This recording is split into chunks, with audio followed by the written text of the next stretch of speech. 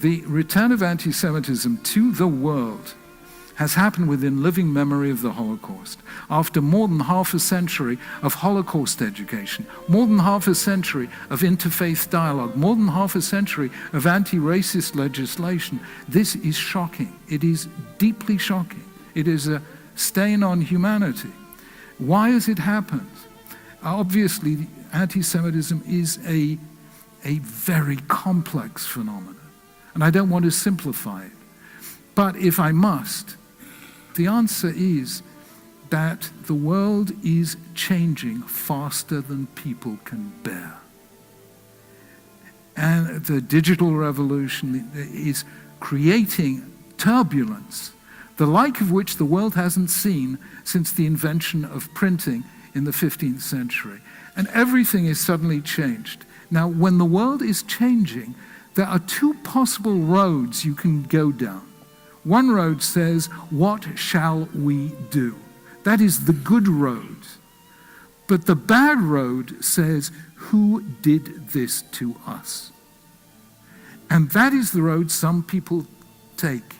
And when that happens, three things happen. Number one, when you say, who did this to us, you define yourself as a victim. And that's a bad place to be.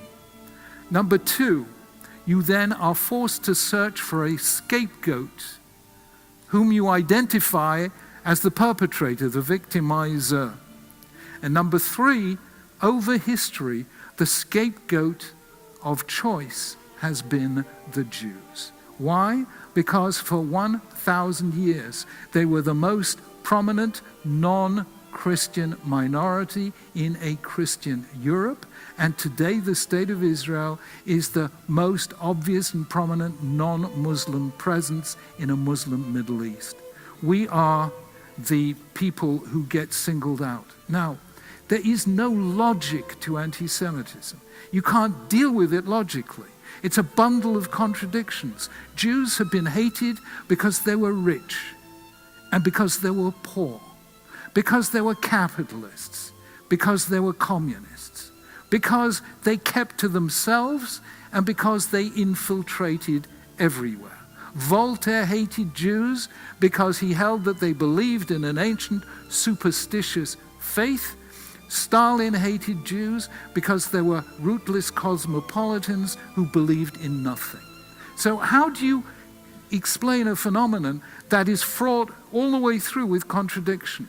The only way I could do it, and I did this some 20 years ago, is to compare it to a virus. It's a virus, that's what it is. It affects people sometimes without understanding what is happening to them. And the human body has the most incredible defense against viruses called the immune system. Now, how do viruses survive the immune system? The answer is they mutate, so that the immune system doesn't recognize them.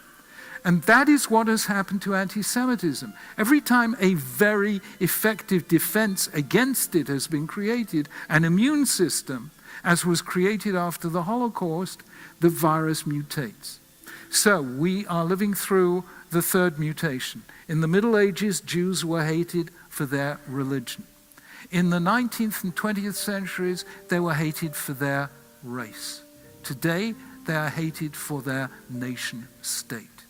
Anti-Zionism is one form of the new anti-Semitism. Now, I have said this many, many times, and I get challenged on this. I got challenged on BBC television news on this. Rabbi Sacks, aren't you saying that all criticism of Israel is anti-Semitism? I said to the interviewer, actually a week ago, I was in a school with 16-year-old kids, and they asked me the same question. So I said to the kids in the school, hands up all those who believe it is legitimate to criticize Britain. Everyone put their hands up. I said, how many of you believe Britain has no right to exist? Nobody put their hands up. So I said to the television interviewer, if 16-year-old school children can understand the difference, so can Robert Frost when he said home is the place where when you have to go there, they have to let you in. Jews had no home. Today, Baruch Hashem, we have a home. We have the state of Israel, which is a home to every single one of us. And incidentally, that is why we must support the state of Israel against all its enemies.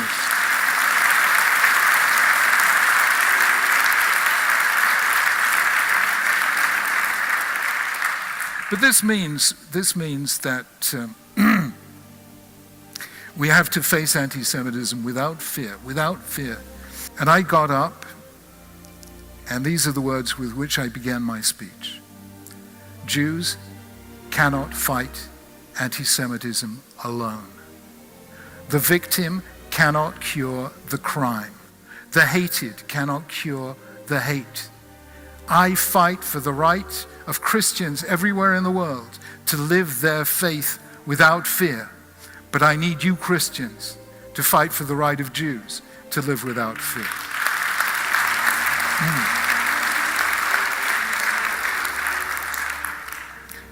I said, I lead the fight in Britain against Islamophobia, but I need you Muslims to lead the fight against Judeophobia at this time. So to summarize, number one, we can defeat anti-Semitism if we have friends, if we have security, and if we have self-confidence. Number two, we can inspire our children to be Jewish and to respect Judaism if we realize that it represents not just a great past, but also an extraordinarily powerful future. Number three, we have to stop playing politics with Israel. Israel represents our people at their very best, and it deserves our support, our love, and our devotion.